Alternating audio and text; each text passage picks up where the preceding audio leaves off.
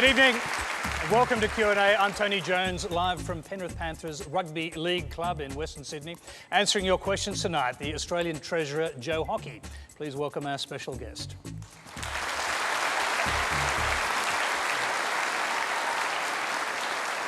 Thank you. And Q&A is being simulcast on ABC News 24 News Radio. As usual, you can join the Twitter conversation by using the Quanda hashtag on your screen. If you'd like to put a question via Twitter for the Treasurer, add @Quanda to the end of your tweet to help us find your question. Well, it's fair to say that the Treasurer's first budget has had mixed reviews. The latest opinion polls show voters turning away from the government, apparently angry about what many see as broken promises. But despite the bad news, Joe Hockey has had the courage to come on Q&A and answer questions from ordinary Australians. Let's go straight to our first question. It's from Carl Barasic. The latest news poll shows an approval rating for Tony Abbott as low as that as Julia Gillard when she was in office. Most people are blaming this on the budget. Did you believe that this budget would influence the support of the party in the way that it has? Yes. Yes. Of course it would, because we were making decisions, and we are making decisions that we believe are in the best interest of the country. And some of those will be unpopular. We understand that. We understand it's going to have an impact on people. But fundamentally, you've got to do what's right for the country. And Did you factor in these kind of polling results? You don't factor in polling results like this. I mean, look... So they've come as a shock, have they? Because, no, I mean, no, they haven't come as a shock. But it's the worst received budget since 1993. Well, you know, for the last... basically, there hasn't been a tough budget in Australia since 1996. Governments have been, after the 96 budget, governments have been handing out money, and at various points it was based on extra revenue from the mining boom. In more recent years, it's been borrowings. They've been borrowing money and handing it out. It had to come to an end. So when the $900 cheques were going out, we said it was unsustainable. It will end up in some degree of pain, and what we're trying to avoid is that the pain applies as fairly as possible across the electorate. Briefly on this, Tony Abbott said that the Howard government received bad reviews and bad polling after that 96 budget. It's not true, was it? Well, it took a little while to filter out. But the immediate polls were very good. Look, Tony, I'm not spending my days looking at polls. I'm spending my days looking at the policies that are going to improve the quality of life. Let's go to our next question. It's from Gillian Harrington.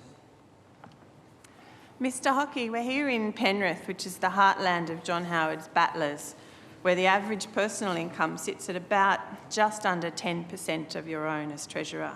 You've enjoyed what many would call a privileged education at some of this country's finest institutions.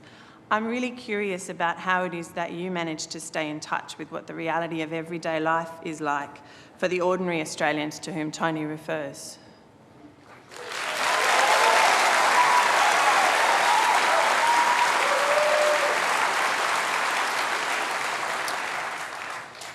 Well, I grew up in a small business family. My father came as a migrant from Palestine with no money. My mother didn't have any money, and they set up a delicatessen and worked really damn hard to give their 4 children an education. And I was the first of all my family to go to a private school that is well known. I was the first of all my family on both sides to ever go to university. My father never attended a game of sport on a Saturday because he worked every Saturday, and he and Mum worked every Saturday and many Sundays to try and get the business going. So I understand how hard it can be. In a time when a university education was affordable for people in that bracket. But it wasn't terribly accessible. It wasn't terribly accessible. And it's far more accessible now than it has been previously. And more Australians are going to university now than ever before. And the fact is, no student now pays $1 up front to go to university. They get a concession loan from the government. And that means that accessibility is greater, particularly for lower income Australians than ever before. And we should celebrate that. And both sides of politics. OK, I'll quickly go back to our questioner. At the heart of your question, are you questioning whether or not the Treasurer is connected to ordinary Australians? No, I'm genuinely curious about how. I hear in the history that you come from those origins, but I'm wondering in a contemporaneous sense, how you actually, how does that information make its way to you? Well, the fundamental point is I know that only through hard work can you get ahead, and that you've got to give everyone the opportunity to lift. It's about equality of opportunity in Australia. That's what our nation is framed on, equality of opportunity. Not necessarily equality of outcome, but you've got to give everyone the chance to be their best. And that's through the education system, that's through the welfare system, that's through every part of our lives. We've got to give people the opportunity to be their best, and that's what we're trying to do. All right, we've got a lot of questions tonight. We've got a lot of questions. Let's go to Adam Renshaw. Mr Hockey, according to Alan Kohler, the last politician to tell the truth about a budget was John Hewson, and we all know how that ended. And he didn't deliver one. Therefore, do you think it's inevitable that politicians need to lie to get elected? And do you think that an opposition that was truly truthful would ever win an election? No, I don't think you have to lie to get elected.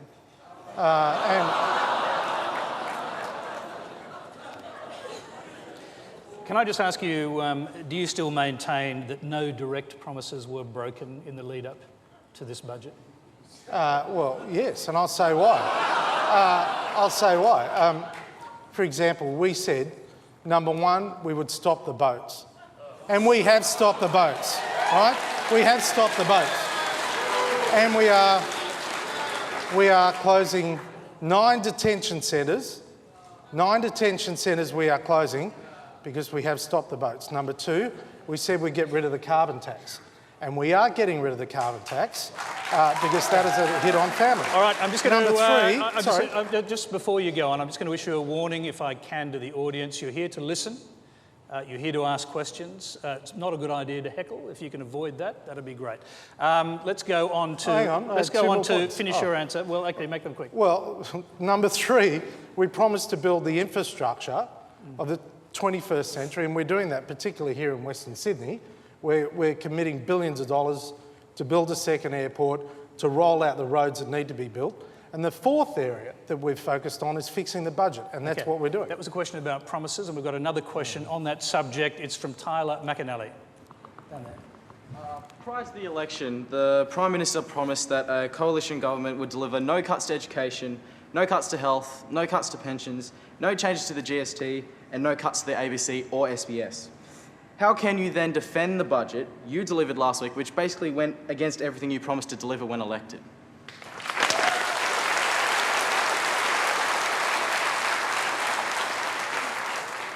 Tyler, we have to do what is right.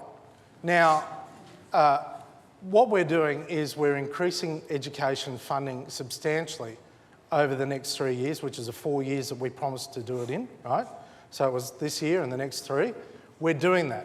We're increasing education funding substantially by nearly 9% per year. We're increasing hospital funding by nearly 9% per year for the next 3 years. In fact... Well, the states are saying quite clearly that you're reducing hospital funding up to, I think, from the 1st of July, and they're now citing the figure of $1.8 billion cut from the budget over the next 4 years. Is that true or not? We are giving the states an extra $9 billion in net terms over the next 4 years. They just got a $4 billion windfall from the GST, an increase of $4 billion in the GST. So what we've said is we're increasing hospitals, we're increasing schools funding, and we're not touching pensions. We said that. After the next election, Australians have the right to make a decision about our promises in relation to the pensions. And in relation to the ABC, I plead guilty. I could not bring myself. The ABC hasn't had an efficiency dividend for more than a decade, and I've asked them to take a 1% cut in the year ahead because, frankly, I couldn't ask every other area of government to take a cut and the ABC not to. When you say you're not cutting pensions, you're cutting pensioner concessions? No, I don't accept that we are. What's happened is that pensioner concessions at a state level are funded by the federal government. So we don't pay Hoyts and Myers and everyone else to give pensioner concessions, but they do. And what we've said to the states is, given you've got this $9 billion windfall over the next 4 years, at a time when our revenue is actually falling, you're getting a $9 billion windfall, you've got to pick up the can, and they will, for the pensioner concessions on railway and so on. All right, let's move on. We've got another question from Elizabeth George. We'll come back to those pension issues and the health questions later. We've got another question from Elizabeth George. Mr Hockey, Hawke Keating and Howard Costello's first budget spending cuts accounted for 3% of GDP. The Abbott Hockey budget only represents a cut of 1% of GDP. Why didn't you cut more so we could go into surplus faster?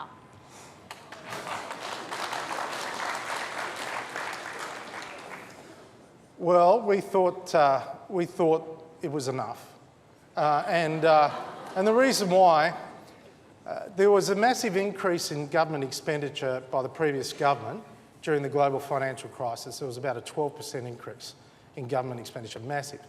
The problem was they never got it back down to the pre-GFC levels, and they did mislead the Australian people about a lot of programs that actually blew out in cost in 5, 6, 7 years' time. So what we've done is we've said, right, we want the economy to grow as fast as it can over the next 2 to 3 years. If we cut hard government expenditure over the next 2 to 3 years, it will have a negative impact on the economy. And we want this to be a growth budget. So we have taken some of the money that was day-to-day expenditure in the budget over the next 2 to 3 years, put it into $50 billion of infrastructure, which leverages up to $125 billion, to create the new jobs. And in the interim, we've put on the table structural changes that help to reduce the growth trajectory of government expenditure over the next 10 years. And that's where you end up. If you don't act now, you're going to end up with $667 billion of debt. If we act now, put in the structural savings, we'll be able to cut that by $300 billion, which reduces our interest bill by $16 billion a year. All right, we've got a lot of questions to get through. Our next one is from Rochelle Dobson. Mr Hockey, I've taken the liberty of doing some maths. I have friends who are in their mid-20s, they're married with 3 young children. Let's say that all those 3 young children all become ill at the same time. Under the proposed $7 co-payment plan, it will cost them the following. $7 for a doctor's visit, times that by 3, that's $21. Maybe the children have whooping cough, that's determined by a blood test, another $21, which gives us a running total of $42. A follow-up trip to the doctors, another $21, which provides us with a running total of $63. Add the cost of medicine, and I'm sure many here in the audience would agree that the cost of all this becomes colossal. Mr Hockey, how does a young family who live paycheck to paycheck afford this unplanned expense under the proposed plan? Well, I recognise it is. I recognise it is hard. Can we talk about that co-contribution for a moment?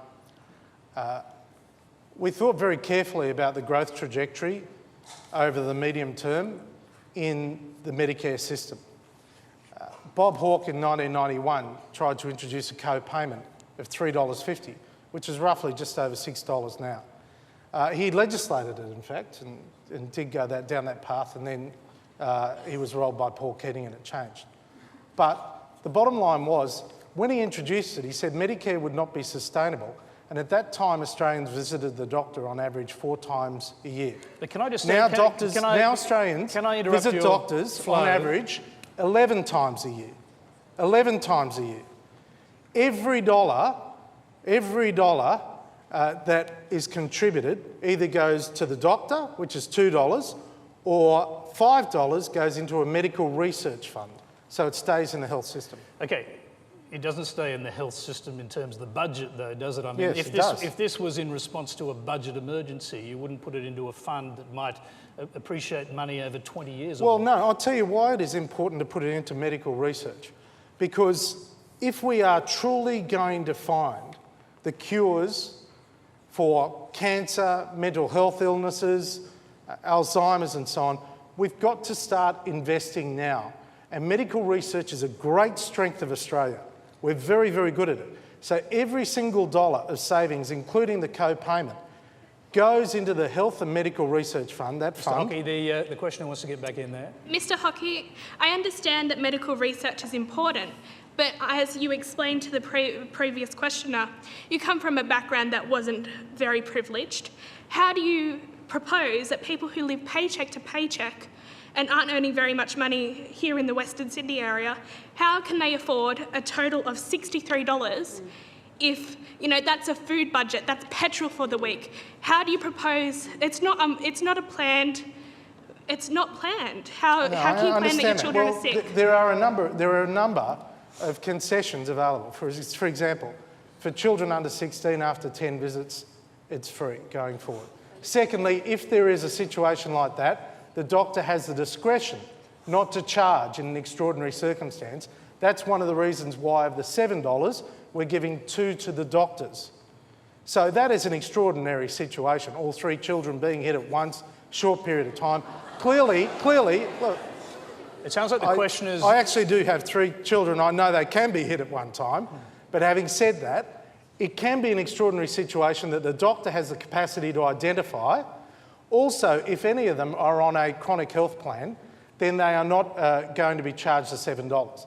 So as it stands, as you point out, if they go to get medication, they also have a PBS co-payment, which is something Labor introduced in 1990 and which has continued to help to make the pharmaceutical benefit scheme sustainable. Just a very quick question on that.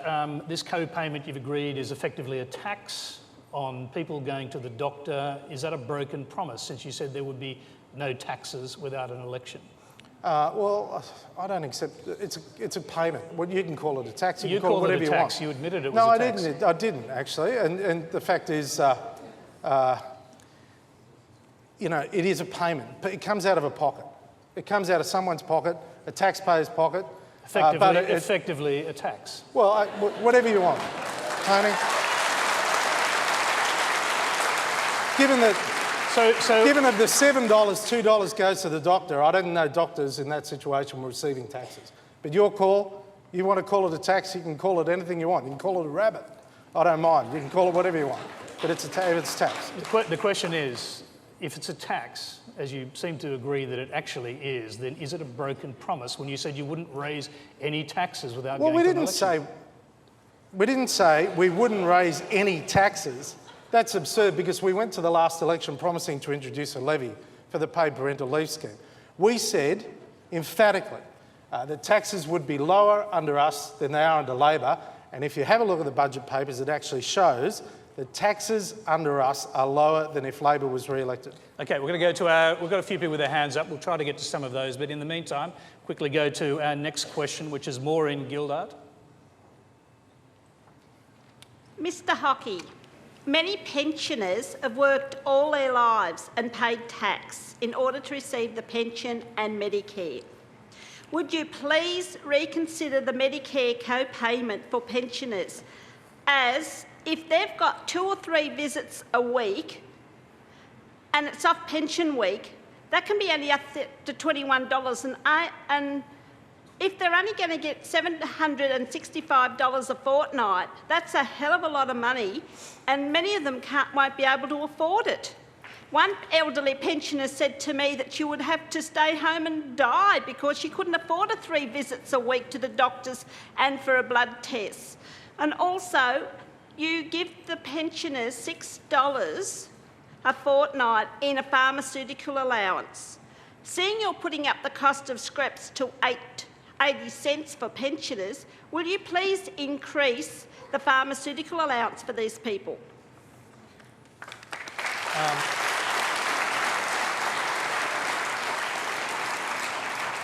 Look, I'll have a look at that second issue that you raised. In relation to the first issue, after 3 weeks, that pensioner wouldn't have to pay, because for a pensioner, there's 10 visits to the doctor a year where they have the co-payment, and after that, there's no co-payment, it's free.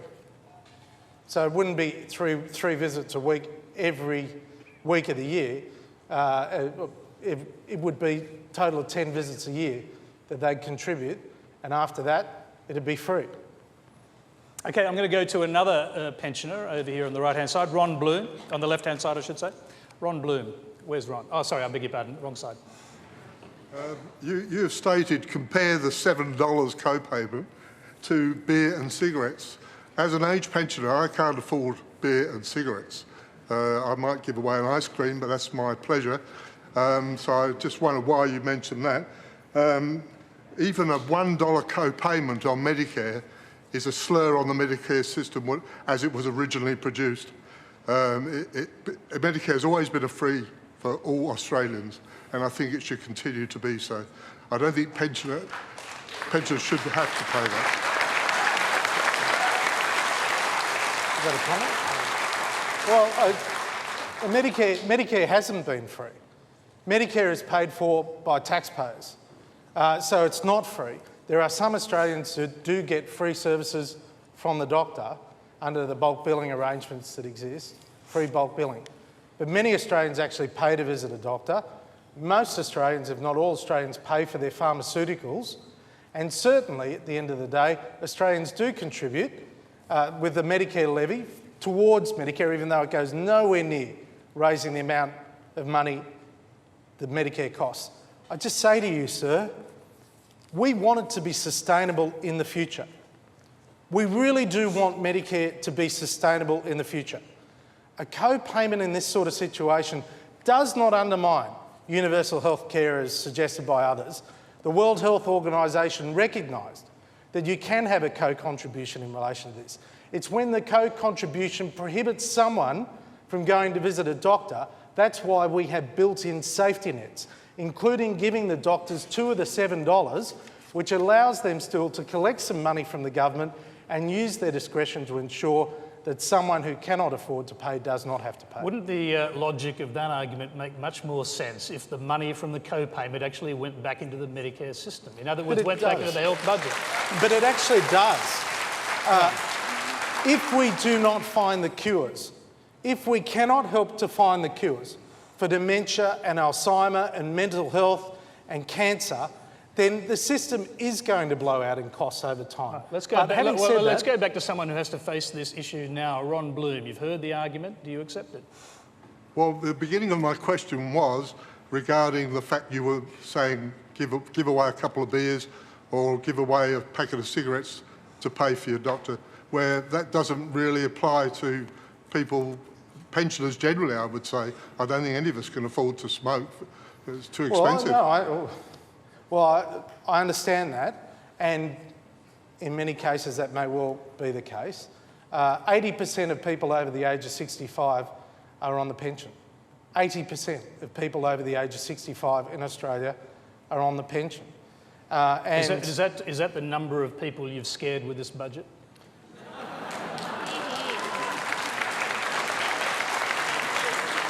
Tony, I'll take that as a comment.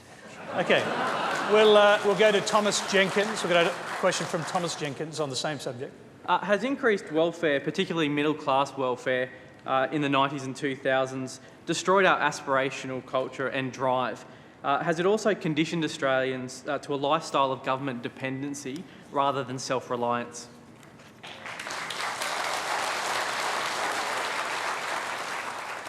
I hope not. I really hope not. The welfare, we're spending more on welfare now than we spend on healthcare at a federal level. I mean, we're spending more on welfare than we spend on the education of our children. We're spending more on welfare than we spend on the defence of the nation. It is by far our single biggest area of expenditure. Now, it's got to be a safety net, not a cargo net. And the danger is that people fall into a trap of relying on welfare. And we've all got to work together to make the welfare system sustainable, but particularly, and in some cases we're going to have to increase support to ensure that those most vulnerable actually get the right help and support. So everything we are doing is about trying to make the system more sustainable into the future. That is hard, and it's not going to be easy. And it's got to be a partnership, a compact between the community and the government, whether it's Liberal or Labor. I mean, let's be fair dinkum. You know, Labor took over 60,000 single mums off a pension and put them on a New Start. And we supported that, right?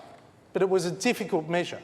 I don't want to be in a position where we're making harder decisions down the track, which are more punitive, because the welfare system is not sustainable. The question is specifically asked about middle-class welfare and talked about the period of the Howard government. You've talked about there being too much middle-class welfare effectively during that time. Now, on the issue of families, John Howard says your changes to tax benefit Part B are in effect a tax increase. Another tax increase. I don't think he actually said that. I think he did. I don't think he did. I don't think he did. He didn't use those words. He said these are not government handouts, as you've sort of implied, but actually tax concessions. Oh, right, okay, that's a little different. The fact is that in relation to... He certainly counselled you not to do it. Well, you know, Tony, I mean, I'm the one that has to put the numbers together. And I love and admire John Howard. I was in his cabinet and... he's a very good and decent man. And he made decisions in 1996 with Peter Costello that set up the budget. He also had the benefit of rising terms of trade, falling unemployment, which he helped to create. We now have falling terms of trade and rising unemployment. And we've got deficits as far as the eye can see. We have to fix the budget. Otherwise, nothing is sustainable in its current form. And we are determined to fix the budget. And I know that is hard, but if we don't do it, the pain associated with fixing the budget is going to be far greater in the future than it is now. Let's go to our... Thank you. Let's go to our next question from Corey Gunnis. Hi, Mr. Hockey. I live with rheumatoid arthritis, cerebral palsy, osteoporosis, osteoarthritis, chronic asthma, hearing loss, and anxiety disorder, and clinical depression, regularly requiring 12 prescription medications per day, a hearing aid, regular GP and specialist visits, care at home, and requiring regular scans and blood tests, and very soon a major invasive surgery on my bladder. How do you expect me to live on a disability support pension and treat my conditions when I cannot find suitable work with your proposed heartless Medicare co-payments and other increased cost of living measures?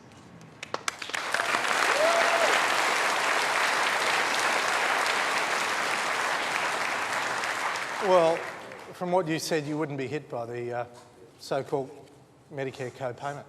You wouldn't be affected.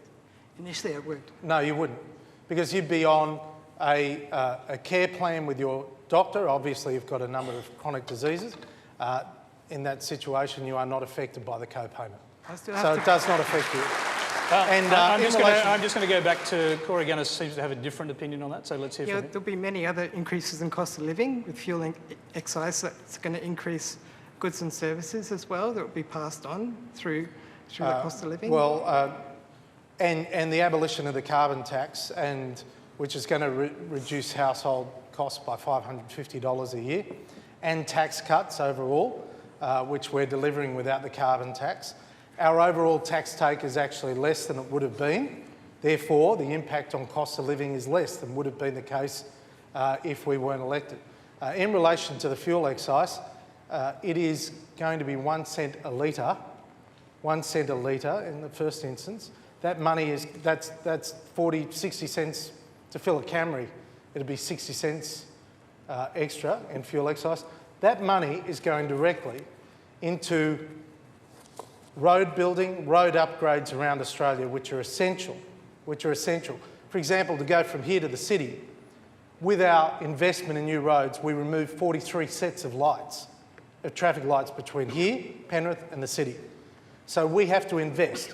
The amount of money we are raising from the increase in the fuel excise, which by law is going straight into the road funding program, The amount of money we raise is a fraction of what we're about to spend on roads. Briefly, do you accept that that's another tax increase that you didn't tell people about? It is a tax increase. Sure, it's a tax increase. So when you said no new taxes, they get new taxes? Well, it is a tax increase. Yes, it is a tax increase. And again, I say to you, our commitment was that taxes would be lower under us than under Labor. And as the budget papers show, they are lower as a result of our decisions than they were under Labor. I mean, people are also taking the Prime Minister at his word on some of the things that he said about this, and he was very specific, saying no new taxes without going to an election. Righto. Well, Tony,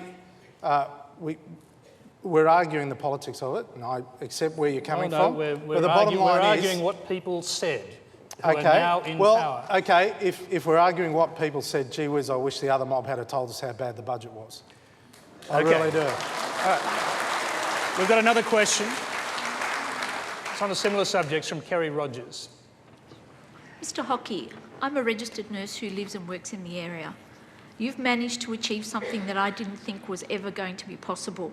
You've managed to galvanise every sector of the healthcare sector against your co-payment. The AMA, the Doctors Reform Society, the ANMF, medical and nursing leaders, health economists are all opposed to your co-payment.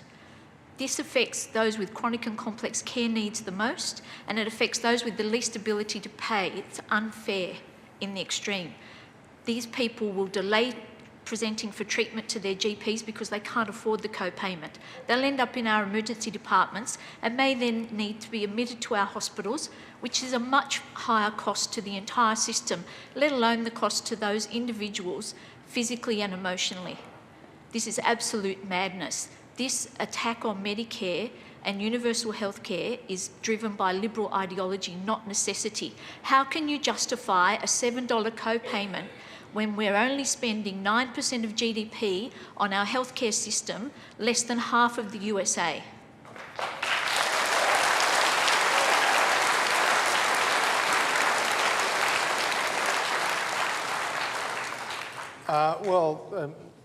Ma'am, I understand what you're saying and I respect where you're coming from. Do you think the United States has a better health system than Australia? No. Okay, well they're spending they're spending twice the amount that we're spending, and they haven't got a better system, and I share that view with you.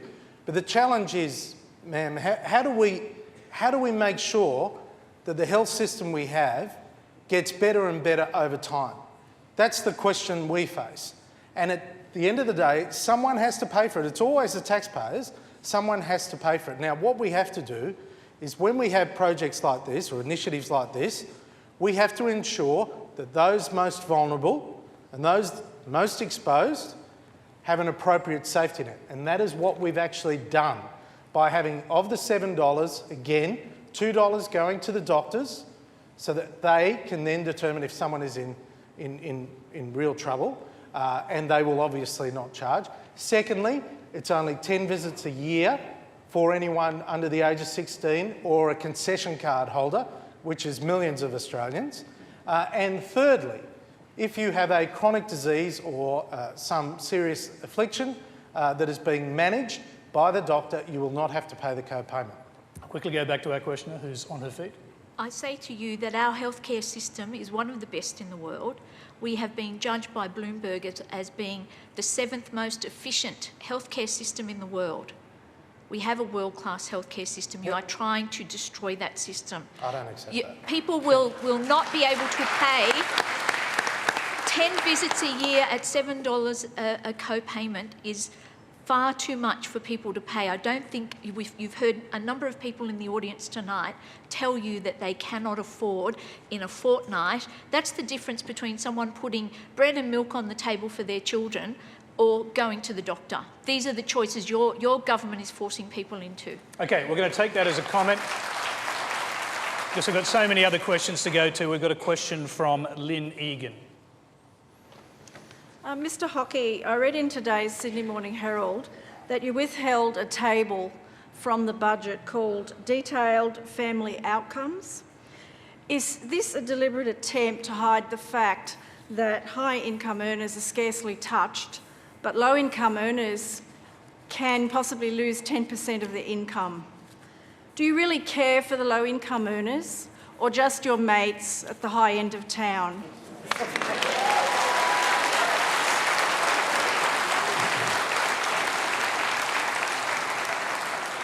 You take the question of whether those tables were in the budget or not, perhaps. Well, we published a number of tables in the budget. I would urge you not to believe everything you read in the Sydney Morning Herald. And for good reason. So did the budget detail in tables? Yeah, we actually had tables that impact showed on individual families at certain income levels of your budget no, measures? we outlined the impact of our decisions in some of the cameos. We also had tables at the back of the presentation in relation to the welfare area that showed, for example, that someone who has an income on $50,000 a year, who has 2 children under the age of 6, will in 3 years' time receive over $17,000 from the Australian government, from the taxpayers of Australia, tax-free, to help them in the raising of those children. So we had those tables which illustrated what people are getting and what they will get into the future. I'm going to go back to our questioner. She's still on her feet. I want to know if they were the detailed family outcomes that I believe have been in the budget since 2005. Well, there have been various tables, but we've got nothing to hide. If you have a different set of tables, ma'am, please present them. We'd be happy to have a look at them. Okay, we've got quite a few people with their hands up, actually. I'll just go up the back of the audience there, the number of people with their hands up. Quickly go to one of those people. Go ahead, stand up, please. Hi, my question is, you said that there's going to be a substantial amount of money from the Medicare put back into research. How do you expect that to be utilised if you are making university unaffordable for people to study such things?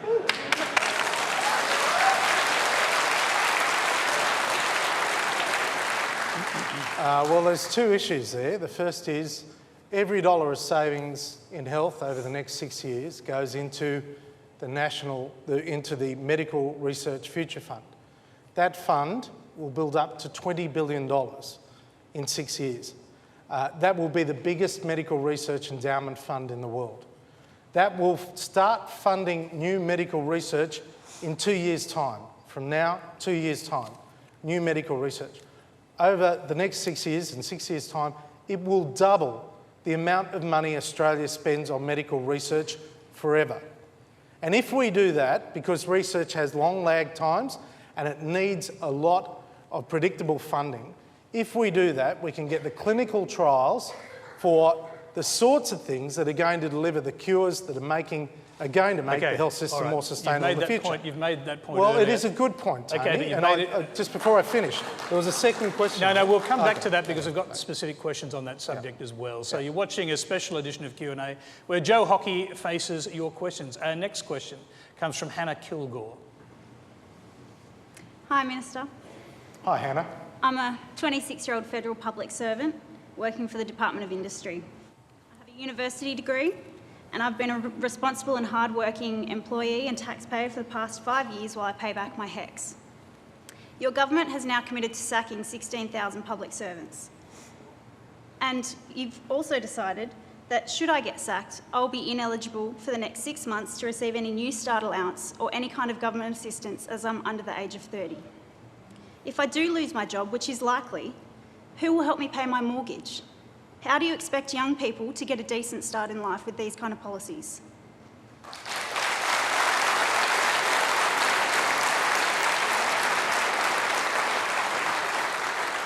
Well, there are a number of issues there in relation to the public service. Just before the previous government left, they put in place an efficiency dividend in the public service that was going to cost 14,000 jobs. But they failed to fund that redundancy. That's one of the legacy items they left. And, for example, my own Department of Treasury is going from a peak number of about 1,100 and it's going to around 630 under the plans that were left behind by Chris Bowen and Wayne Swan. So that was already put in place. In relation to the extra 2,000 to 2,500 public servants, federal public servants, we've reduced the number of programs and also closed down the number of boards. and agencies that we have. When we got in, no one could tell us how many boards or how many agencies the federal government had. And we thought it was 700, it turned out to be 1,000. And we've already abolished 70, which is obviously, if you're not doing that and you're closing down programs, then you reduce the size of your workforce. Okay, can I get you, I'm sorry, we are trying to get through a lot of questions. I know, but three questions in there. Yes, so can I get you to come to what she finished with, which is how on earth, or how she survives living without the dole if she loses her job for 6 months? Well, that's not, there's a couple of assumptions that are wrong there.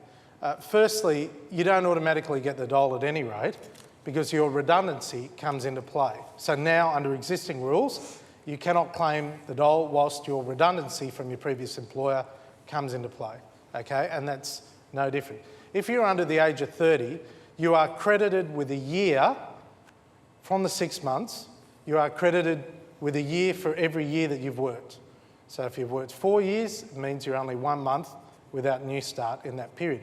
In that period, we're actually going to have work programs in terms of helping you to rebuild your CV and job placement programs through the job network in that month's time. So there are a range of different programs in place. All right, our next question, a different subject from Joshua Crew. Hello, Mr. Hockey. Hi, Joshua. I'd just like to know, isn't it true that you benefited from a free university education thanks to a Whitlam Labor government? So how do you reconcile your government's policy to abolish university fee caps, potentially making the cost of an education beyond the reach of an ordinary Australian, against the free education you received? And do you think it's fair to deny the ordinary Australian the opportunities that you were afforded thanks to another government and another time?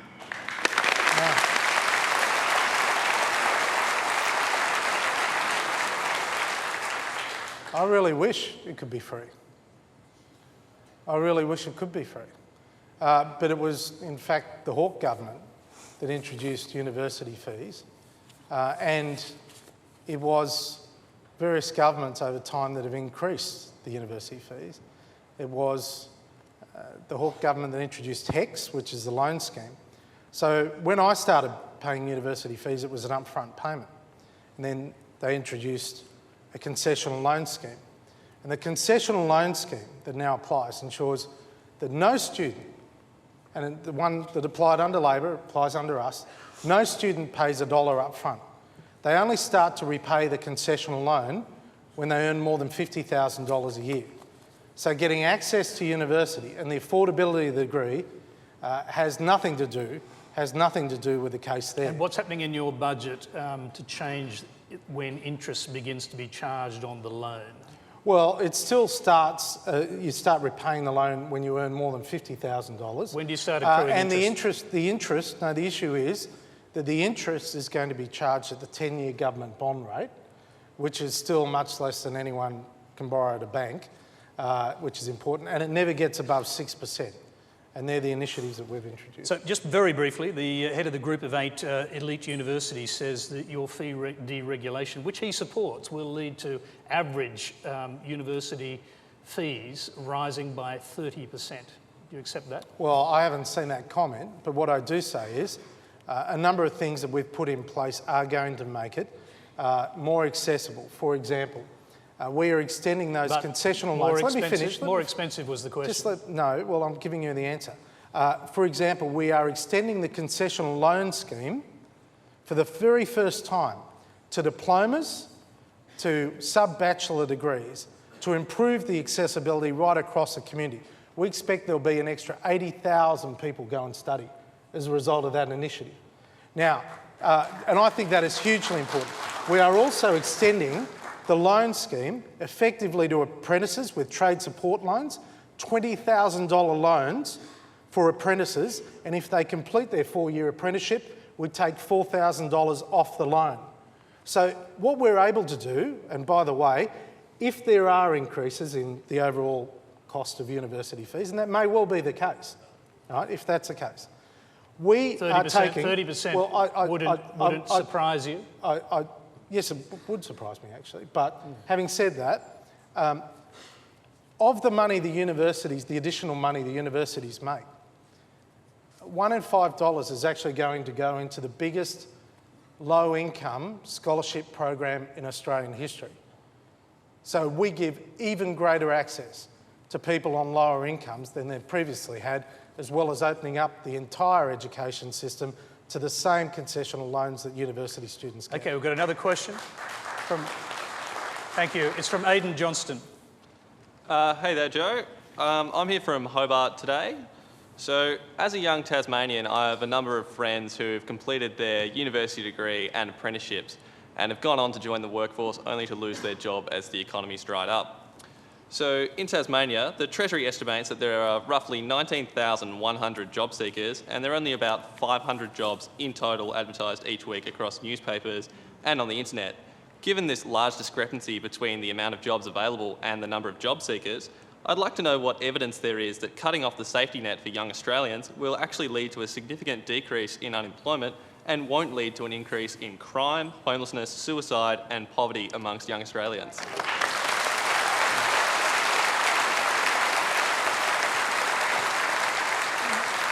There's a few questions there. Can I go through that? If you could keep it fairly brief, because we've got quite a few questions still to go and we're running out of time. Well, firstly, you hit the nail on the head. We've got to create more jobs. And governments don't employ people per se. The private sector employs people. So what we've got to do is lift the economy so that the new jobs are created, right? That's a starting point. And one of the things we're doing, for example, in Tasmania is we're spending a lot of money on infrastructure and we're spending a lot of money on new initiatives that are going to help to create those jobs. Not their fault that they don't have a job at the moment and you're still cutting their employment benefits anyway? Well, no. And I'd say the second point is this. If you're under the age of 30, we need you to earn or learn, right? And in order to earn... That's all well and good, okay. But there are 18,000 people who are looking for work outside of the advertised jobs. What are they supposed to do? As I said, if you're under the age of 30, we need you to earn or learn. Now, what we're going to do, if you can just hear me out... Sorry, I've already established that these people have gone through education. They've gotten skills which would lead to jobs that are ordinarily there. It just happens that it's a downturn at the moment, so the jobs aren't available. So they've already earned. They've already learnt and they've already earned. So you're saying every young unemployed person in Tasmania is already skilled up? That's not what I'm saying at all. I'm saying there are people like that who do have the skills and have just been unfortunate, and they're being punished by this change to the rules. Well, I don't accept that. And the reason why, if I can explain the policy, if you are under the age of 25, instead of getting New Start, you're going to get youth allowance. And we're going to say to you that we will pay, taxpayers will pay for you to undertake a course. Now that is hugely important. And for the first time, concessional loans, if you're undertaking a TAFE course, a diploma. But if you are working, as in studying, then you will either qualify for youth allowance for studying or you will be able to claim an exemption in relation to the rules on New Start. Because the bottom line is there are rules that ensure that someone under the age of 30 is not going to be treated punitively if they are making an effort to go to work or study. Now, for example, or if they're a carer or if they're a parent, and if you are under 30 and you have worked, as I said before, you get 1 month's credit for every year that you have worked. Okay, all right. I'm going to cut it off there. We've got a question on the politics of the budget. It's from, if you could please stand up, Tashinga Musingarabwe. Good evening, Treasurer. With $80 billion set to be cut off from health and education in the states and territories, are you starving the states so that you can effectively raise the GST and deflect blame from your government? No. Which is, of course, the accusation of the states. That's exactly what they're saying. Of course. Well, they will. I mean, these sorts of things happen all the time. The question that they're asking is, how are we going to replace the missing $80 billion? Well, I would argue that the $80 billion was never funded at any rate. and why. Just to clarify what the $80 billion is. Julia Gillard and Kevin Rudd signed deals with the states, and they literally threw money at the states in relation to hospitals and schools. In the case of Gonski, they pulled the previous government pulled $1.2 billion out just before the election. So there was no Gonski money at all for Queensland, Western Australia or the Northern Territory. So after the election, we said, look, it's unfair. We committed to 4 years of Gonski. We're putting an extra $1.2 billion in, which actually means we've put more money into Gonski than Labor ever did. I'm just going to go to, let me go to what the questioner is asking though, and that is whether the states will end up being forced into a position where they have to agitate to raise the GST. That's what everyone wants to know. Well, that doesn't matter for them because they receive every dollar from the GST. They receive every dollar from the GST. But what happens is, at the moment, the states run the hospitals, the states run the schools. We don't run one hospital, we don't run one school. We run one hospital in Tasmania, but we don't run the system. And all we're doing is we're going back to the same taxpayer for additional money.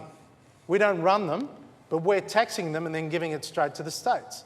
So the fundamental question is, if you run an area of government, shouldn't you raise the money to pay for that area of government? Okay. And having said that, all right, yes. having said that, we are continuing to increase above inflation funding for hospitals and schools as far as you can see.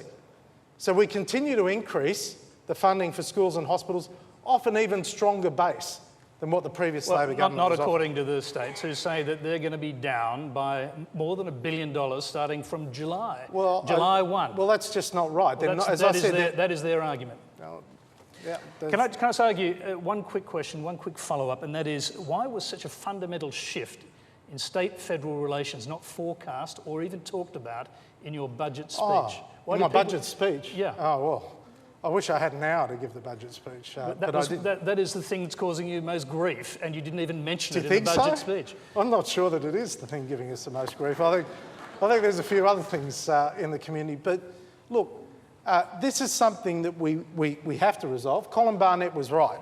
This is not an emergency. We can sit down and work this through. We have a process that we've put in place with a review of the Federation and a review of taxation arrangements, and whatever comes out of it, we are taking to the Australian people at the next election. Okay, I'm going to move on from that issue. I've got a question from Len Joyce. Mm-hmm. Yep, go ahead, then. Sorry, I wasn't expecting it so quick. The Australian economy has been ruined over the last 5 years, 5 or 6 years, by profligacy. Have I said that right? Leaving us with $1 billion interest bill a month. Now, the continual stupidity of the opposition parties in Parliament and what they're saying and what they're going to stop, what option can you take? We don't want to resort to hope or divine intervention. What can we do to get through that? How are you going to face that? You mean how are you going to face opposition in the Senate? Yep. All right, go ahead. Well, I think we've got to win the political argument. That's the starting point. Now, if you're asking me, I mean, I am frustrated at the behaviour of the opposition. I suppose they'd say they were frustrated at us when we're in opposition. But Labor is now opposing $5 billion of the savings and cuts that they took to the last election. They're now opposing and blocking in the Senate. $5 billion of their own cuts. It's not only, not only Labor, is it, that's going to be blocking a lot of these initiatives. Well, that's true. $15 billion Labor, the Greens, of initiatives that we were upfront with the Australian people about before the last election to reduce government expenditure, like getting rid of the school kids bonus, which is hard, but we were upfront. Tony Abbott said it in the Parliament, we've got to get rid of this because it's funded by the mining tax, we can't afford it. Labor is opposing that. Labor have now said they're opposing $18.5 billion of new saving initiatives. All it does is make the job much harder in the future and the pain much greater in the future. So quick follow-up, and then we'll move on to other things. Are you prepared, if necessary, to go to a double dissolution to break any deadlock? We don't want to go to a double dissolution. We've only just been elected. We haven't been in 12 months. Yeah, you say you don't want to, but if it came to the crunch to save your initiatives, would you do it? Are you prepared? Do you have that sort of political courage?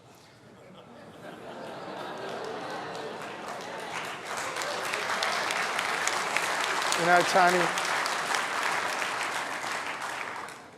I don't think there's a shortage of political courage. I think what we're doing is right for the country, and we're going to keep prosecuting the argument. So absolutely no to a double dissolution?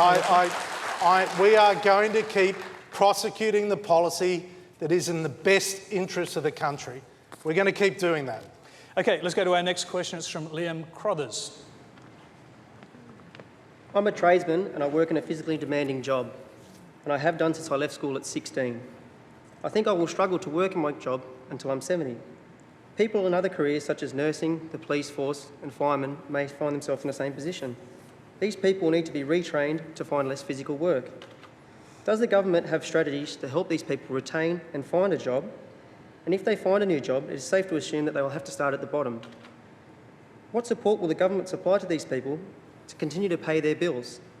And also, are there further plans to increase the age that we can access our super?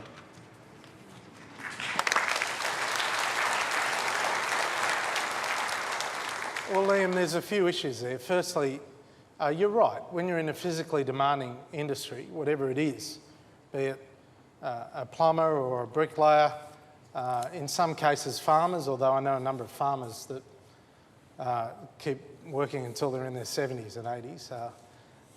But the impact on your body is great. And the fact that we are living longer means we're going to have a number of careers during our lifetime. And inevitably, what we've got to do is change the mindset of business towards people over a certain age. I mean, your life doesn't end when you turn 50, and you certainly don't have to retire when you turn 65 or 70. Because if you choose to work, we want you to have the opportunity to work. One of the programs that we announced in the budget is that we are going to give business a $10,000 incentive to employ someone over the age of 50, right, who has been on New Start or disability support pension for 6 months. And that $10,000 is staggered over 2 years, so they've got to employ them for 2 years. And that $10,000 can be used by the business to help to retrain people. Now, that's hugely important. Help to retrain and reskill people. But there is an ingrained attitude in business that if you're over a certain age, you're not quite as vigorous or innovative as perhaps someone younger. That's dead wrong. And what we've got to do is change business attitudes as well. Liam was asking how, well, go ahead, you can go back to it. Yeah, I think he was asking about how on earth people can work until they're 70. Yeah, I'm aware of that policy and I think it's a good policy, but that goes to the employer. My question is about the employee. How are we supposed to get retrained? If I have a mortgage and kids and I start a new career at the bottom, how am I supposed to maintain my lifestyle as in paying a mortgage and bills and looking after the children when my wage will essentially be cut? But you're right. And that has been an age-old problem. There's nothing new about that problem. I mean, builders, labourers, brickies have had bodies break down. You're increasing the pension age to 70. Well, it's going to be a bigger problem. Well, hang on a sec. It's going to 70 in 21 years' time. Yeah, it's going to affect me. Okay, and...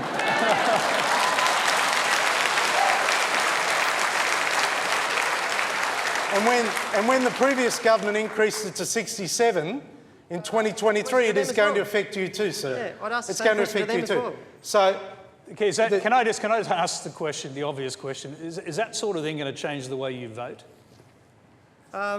Yes and no. I'll always probably vote along Labor lines, but because I think they look after the Labor workers. That's what I think. But I wasn't happy when Kevin Rudd increased the age either. So that's a question to both parties. Regardless of who's in charge, it's a problem for both parties. Sure. Well, Liam, it's 65 at the moment. It's going to 67, and superannuation obviously is kicking in. So we've got massive amount of private sector superannuation, which is increasing. increasing. Which right? Paul Keating And says, incidentally, is not going to last for these long-lived people. I think it's going to run out when people that may are in well be their a 80s. legitimate point. That may well be a legitimate point. And retirement savings is a big issue that I think we need to have a national conversation about. Which brings you to his other question, which was, are you thinking of changing the age at which you can access super? Well, not at this particular point in time. And I'd say that... So at what particular point in time? Because everyone would like to know that. We'll have more to say about retirement incomes further down the track, right? In this term? Well, I suspect it will be in this term, because I think what we're trying to do is give people a long lead time, right? A long lead time. So to go from 67 in 2023, which Labor introduced, to 70 is a continuation of the trajectory that the previous government put in. So it's on the cards that we could see in this term a change to the year, the age in which you can access your super. Well, I think it's something that we need to have a proper process to discuss with all the affected stakeholders, particularly people like Liam. But it sounds like it's on your mind. It is on my mind, and it's on Tony Abbott's mind. We're thinking about how we're going to make sure that the quality of life for Australians into the future is sustainable. Okay, let's go to our next question. It's from Stephen Green. Evening, Joe. My question is, how are parliamentarians sharing the heavy lifting in this budget when a single pensioner who you've taken the concessional payment away from, which represents a 4% drop in the pension, and they also can't get a pension until they're between 65 and 70, depending on when they were born. How does that compare to, say, someone like Liberal MP Wyatt Roy, who only has his wage freeze for 12 months, and at the end of this term he can retire on a pension index for life?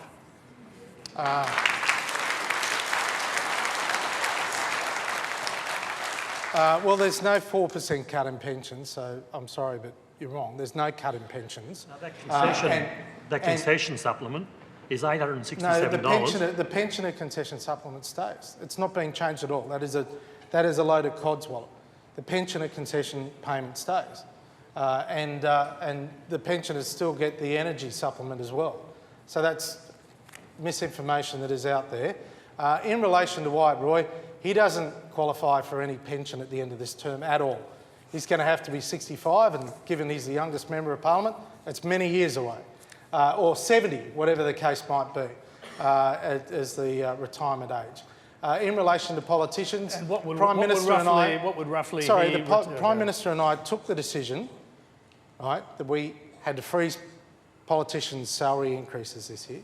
We did that. So that's a wage freeze, which is an actual freeze in perpetuity. Sorry, it means the base is lower forever in a politician's salary. We pay the extra 2% tax over $180,000, and the gold card is gone. The gold card is gone. So, you know, we are not holding ourselves up as saints. I can promise you that. But we are making a contribution. Okay, so you want to get back in, go ahead. Are you saying that there's no parliamentarians who have left Parliament in the last 5 years who are now on a pension for the rest of their lives fully indexed? Well, they may be, but Wyatt Roy is certainly less not. than 65 years. But they may be, but that was an old scheme that was contributed to by those members of Parliament and public servants and others. So it's a contribution that is made at various times, and it's a defined benefit scheme under certain rules. Now, just as I wouldn't retrospectively change whatever scheme you may be in, it was closed. The scheme was closed, and new members like Wyatt Roy and Fiona Scott here in Penrith and others have the same scheme as everyone else in the community. Okay, we've got time for one last question, I'm sorry to say, with so many people with their hands up, but it's from Nicole Hopper. I will be a first-time voter at the next election. I'm concerned that the cost of my university degree will increase substantially, and I'm also concerned about disadvantaged people in Australia and overseas, following welfare cuts and reduced overseas aid. How could I possibly vote for the Liberal Party when none of these issues were flagged before the election?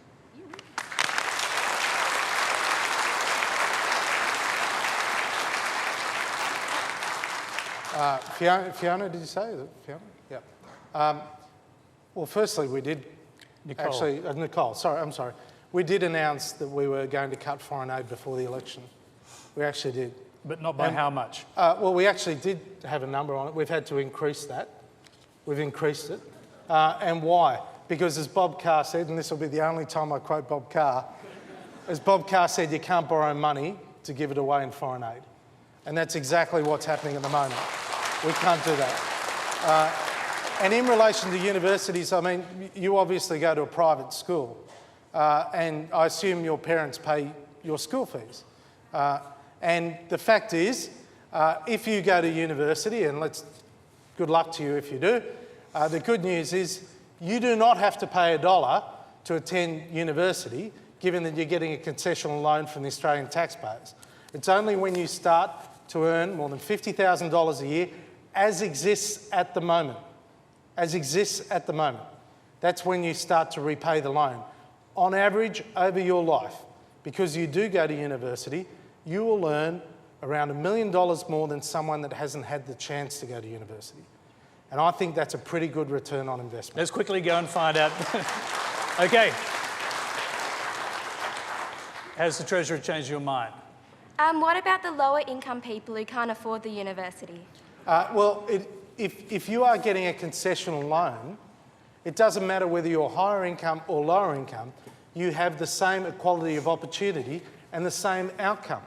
And by the way, for the first time, as I said, 1 in every $5 a university gets from the changes is going to go to a Commonwealth scholarship scheme for lower income Australians. That doesn't exist at the moment. And we're actually going to provide those scholarships to help people from the most disadvantaged backgrounds afford university while they're there. So get to starting base. And after that, it's up to them. We'll give them all support we can. Okay, I'm sorry to all of those people who have their hands up, to the many, many hundreds of people who sent us questions and didn't get a chance to ask them. That is all we have time for. Please thank tonight's special guest, the Treasurer, Joe Hockey.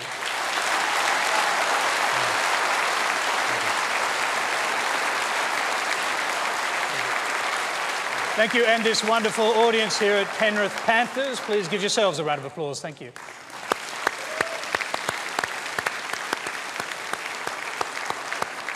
Thank you very much. Briefly, the Sydney Writers' Festival is about to begin. Next Monday, Q&A will put politics aside to consider the finer things in life. With award-winning novelist Richard Flanagan, Archibald Prize-winning painter Tim Storia, singer and memoir author Kate Sobrano, thriller writer Tara Moss, who's just published her own confronting personal story, and comedian and author Jean Kitson. Till next week's Q&A, good night.